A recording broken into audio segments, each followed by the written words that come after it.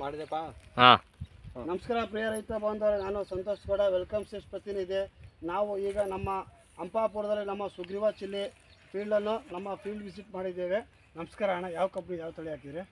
Sugriva company welcome company. Sugriva chilli ತಳಿ ಹಾಕಿರಿ. ಎಷ್ಟು ಸಾವಿರ ತಳಿ ಹಾಕಿರಣ್ಣ? ಅಣ್ಣ 1,500 ಪೈರು. 1,500 ಪೈರು ಹಾಕಿರಿ ಅಣ್ಣ. ನಮ್ಮದು ಸುಗ್ರೀವ ನೀವು ಸೈಡ್ ಬನ್ನಿ.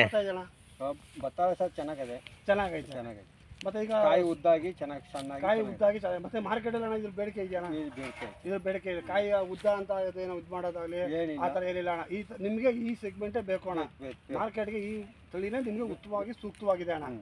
ಮತ್ತೆ ನಮ್ಮದು ತಳಿ ಬಗ್ಗೆ ಜನ ನೋಡಿ ಏನು ಅಂದಿದ್ದಾರಣ್ಣ? ಪರವಾಗಿಲ್ಲ, ಚೆನ್ನಾಗಿದೆ, ಇದು ತಳಿ ಹಾಕ್ಬೇಕು ಮುಂದೆ ಅಂತ ಕೇಳಿ. ಮುಂದೆ ಹಾಕ್ಬೇಕು. ಇವತ್ತು ಇಲ್ಲಿವರೆಗೂ ನೀವು ಕಾಯಿ ಇನ್ನೂ ಹರಿದಿಲ್ಲ ಅಣ್ಣ? ಇನ್ನೂ ಕೂದಿಲ್ಲ.